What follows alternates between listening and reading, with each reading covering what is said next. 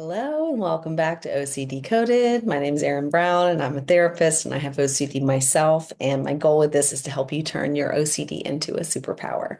So today I was going to talk about power dynamics and how that plays into OCD, kind of the rules and rituals, the fear of the unknown, the fears and obsessions, and then the compulsions carried out to do that and what that all might mean for OCD and how it can be helpful and harmful throughout my time, I've worked with clients who have actually had a lot of success using BDSM as a way to make boundaries or rules or rituals very known and very present. And so the idea that, like a contract, like if it's written out, that like what's expected of me, what's expected of you, what happens if someone breaks the rules, what the purpose of this is, how we renegotiate. And I think that's just such an important thing. And, at first I had my own stigmas about that, but as I learned more about it and kept an open mind and was curious, I realized that there was a lot of advantage to just putting all of those boundaries out in the open about what we were expecting, what we were hoping for, what even like hard limits and soft limits were. So, someone like a hard limit is something you absolutely won't do versus a soft limit is something you're not really wanting to do, but are open to maybe discussing and talking about those boundaries. And it reminds me of this Gottman exercise called the art of compromise, where the idea that the core need isn't like negotiated or compromisable. That's a word.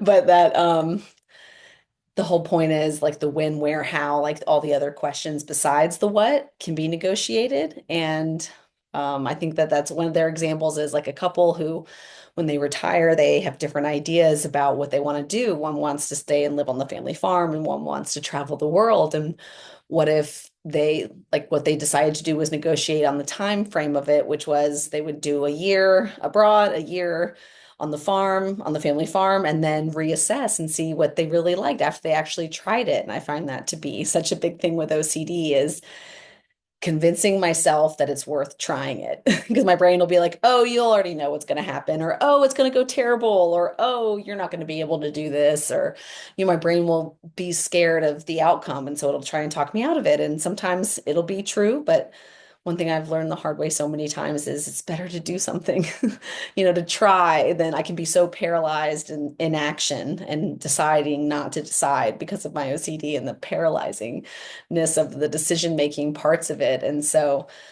just being able to bring it out into the open and talk about it in all these different ways really helps. And that idea of power and power over versus power with. And that was something I learned early on too about like, that when, especially when we're younger, if our power is taken, then we learn that we only get power by like taking it from others, that we can't both have power. And so people either take other people's power or give their power away to everyone because they don't want to take someone's power and they know how that feels. And but either way, they're both just survival or coping mechanisms and don't end well. We want to get to that point where we can have power with each other and that we can both have power. But it goes back to that kind of art of compromise that it doesn't have to be one person's right and one person's wrong. And we're not here to compromise core needs or to change each other's minds. Like how can we live and let live? But how OCD has a really hard time with that. And I think of letting my OCD letting me live. And I had liked it. I had heard it said where someone was like, who owns you? That whoever, when you're going to make a decision, whoever you worry about, like, oh, what are they going to think about this? That they own you. And, that maybe that's worth looking at because you want to own you. You want to be most worried about disappointing yourself, not the other people. But OCD always has a hard time with being perceived in some form of that. And then like caring what other people think and worrying like, oh, they perceive me differently than I am on the inside.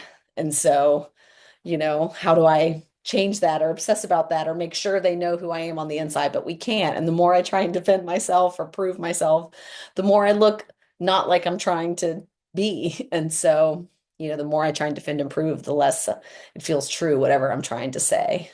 And so I've learned to just try and let myself speak for itself in that way. And like my OCD is going to tell me, oh, this person thinks this and that's not right. And you have to convince them that, you're really this, but then I just take a deep breath and like I forgive myself for having OCD and I say, thank you, OCD. I know you're trying to help. Not now.